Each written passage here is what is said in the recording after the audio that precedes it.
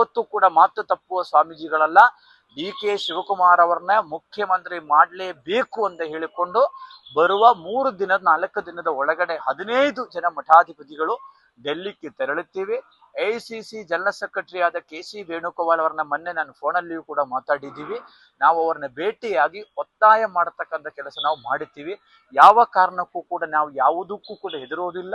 ನಮ್ಮ ನಿಲುವು ಒಂದೇ. ಯಾಕೆಂತಂದ್ರೆ ಡಿ.ಕೆ. ಶಿವಕುಮಾರ್ ಅವರು ದುಡಿದಿದ್ದಾರೆ, ಪಕ್ಷಕ್ಕೂ ದುಡಿದಿದ್ದಾರೆ. ಅದು ಅವರು ಈಗಾಗಲೇ ಮಾನ್ಯ ಮುಖ್ಯಮಂತ್ರಿಗಳು, ಒಂದ್ಸಲ ಮುಖ್ಯಮಂತ್ರಿ ಆದ್ರು, ವಿರೋಧ ಪಕ್ಷ ನಾಯಕರುಗಳಾದ್ರು, 2ನೇ ಸಲ ಈಗ 3ನೇ ವರ್ಷ ಮುಖ್ಯಮಂತ್ರಿಗಳಾದ್ರು.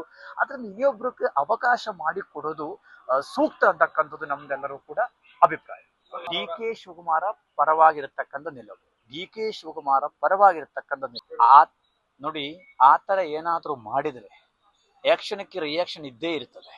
ನಾವು ಇವತ್ತು ಸ್ವಾಮೀಜಿಗಳು ಸುಮಾರು 30-32 ಸಮುದಾಯದ ಮಠಾಧೀಶರುಗಳು ಅವರ ಜೊತೆ ಇದ್ದೇವೆ. ಮುಂದಿನ ದಿನಗಳಲ್ಲಿ ಡಿ.ಕೆ. ಶಿವಕುಮಾರ್ ಅವರು ಕೂಡ ರಾಜ್ಯದ ಒಬ್ಬ ಅತಿ ಹಿಂದುಳಿದ ವರ್ಗದ ನಾಯಕರು ಹಾಗೂ ಹೊರ ಹೊಮ್ಮಲೇಬೇಕಾಗತ್ತೆ. ಅವರು ಮುಖ್ಯಮಂತ್ರಿ ಆಗುದಂದ್ರೂ ಕೂಡ ಖಚಿತ. ಅದು 2ನೇ ಆದ್ರೆ ಲೇಟ್ ಆಗಬಾರದಂತ ನಮ್ಮ ಪ್ರಶ್ನೆ. ಬೇರೆ ಏನು ಶಿವಕುಮಾರ ವಿಷಯದಲ್ಲಿ ಯಾಕೆ ತಡವಾಗ್ತಾ ಇದೆ? ಆ ತಡವ ಆಗಬಾರದು. ಅವರ ಅಧಿಕಾರವನ್ನ ಕೊಡಿ ಅಂತಕ್ಕಂಥ ವಿಷಯದಲ್ಲಿ ನಾವು ಮತ್ತೂ ಕೂಡ ಒತ್ತಾಯ ಮಾಡೋಕ್ಕೋಸ್ಕರ ಇವತ್ತು ನಾವು ಕೋರ್ ಕಮಿಟಿಯ ನಾವು 4 ದಿನ ಸ್ವಾಮೀಜಿಗಳು ಬಂದು ಮತ್ತು ನಮಗೆ ಆಗಿರತಕ್ಕಂಥ ನೋವುಗಳು ಕೂಡ ನಾವು ಅವರ ಹತ್ರ ಹೇಳಿದ್ದೀವಿ. ಸಮುದಾಯಕ್ಕೆ, ನಮ್ಮ ಈಡಿಗ ಸಮುದಾಯಕ್ಕೆ ಕೊಟ್ಟ ಭರವಸೆಯೂ ಕೂಡ ಸಿಎಂ ಈಡೇರಿಸಲು ಒಂದೇ ಒಂದು ರೂಪಾಯಿ ಬಜೆಟ್ ಅಲ್ಲಿ ಈಡಿಗ ಸಮುದಾಯಕ್ಕೆ ಕೊಡ್ಲಿಲ್ಲ. ಈ ಮೈನ್ಯೂಟ್ ಸಮುದಾಯಗಳಿಗೆ ಯಾರಿಗೂ ಕೊಡ್ಲಿಲ್ಲ. ಯಾರು ಅವರ ಪರವಾಗಿ ನಿಂದಿದಿರೋ ಅವ್ರಿಗೆಲ್ಲವನ್ನೇ ಕೊಟ್ಟಿದ್ದಾರೆ, ಬೇಕಾದ ರೀತಿ ಕೊಟ್ಟಿದ್ದಾರೆ. ಕರ್ನಾಟಕದಲ್ಲಿ ಇವತ್ತು ಬಡ ಸಮುದಾಯಗಳ ಮಠಗಳಿದ್ದಾವೆ. ಆ ಬಡ ಸಮುದಾಯಗಳಲ್ಲಿ ರಾಜಕಾರಣಿಗಳು ಕೂಡ ಇಲ್ಲ. ಹಾಗಂದ್ರೆ ಅವರ ಮಠಗಳು ಹೇಗೆ ಉದ್ಧಾರ ಆಗುತ್ತೆ?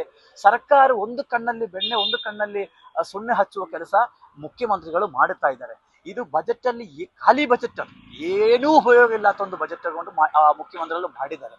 ಆದ್ರಿಂದ ಅದಾಗಬಾರದು. ತಾವು ಇವತ್ತು ಎಲ್ಲಾ ಸಮುದಾಯಗಳ ನಾಯಕರಂತಂದ್ರೆ ಇವತ್ತು ವಿಶ್ವಕರ್ಮ ಸಮುದಾಯ, ಹಡಪಾದ ಸಮುದಾಯ, ಶಿವಸಿಂಬಿ ಸಮುದಾಯ, ಕುಂಬಾರ ಸಮುದಾಯ, ಇವತ್ತು ಯಾವುದಾದ್ರೂ ಒಂದು ಸಮುದಾಯದ ಒಂದು MLA ಆಯ್ಕೆ ಮಾಡಿದಿರಿ, ಒಬ್ಬ MP ಕಳಿಸಿದರೆ ಪಾರ್ಲಿಮೆಂಟ್ಗೆ. ಮೈನ್ಯೂಟ್ ಸಮುದಾಯಗಳಿಂದ ಯಾರನ್ನೇ ತಾವು ಕಳಿಸಿಲ್ಲ. ಹಾಗಂದ್ರೆ ಸಮಾನತೆ ಮತ್ತು ಸಾಮಾಜಿಕ ನ್ಯಾಯ ಎಲ್ಲಿದೆ ಅಂತಕ್ಕಂಥದ್ದು ಮಾನ್ಯ ಮುಖ್ಯಮಂತ್ರಿಗಳು ಸಿದ್ದರಾಮಯ್ಯನವರು ಹೇಳಬೇಕಾಗತ್ತೆ. ಅಧಿಕಾರವೆಲ್ಲವೂ ನಮಗೆ ಬೇಕು ಅಂತ ಬಂದಾಗ ಈ ರೀತಿಯಲ್ಲಿ ಏನಾಗುತ್ತೆ, ಹೋರಾಟಗಳು, ನೋವುಗಳು, ಅಸಮಾಧಾನಗಳು ಎಲ್ಲವನ್ನೇ ಕೂಡ ಆಗುತ್ತೆ. ಅದು ಸಹಜ ಅಲ್ವಾ?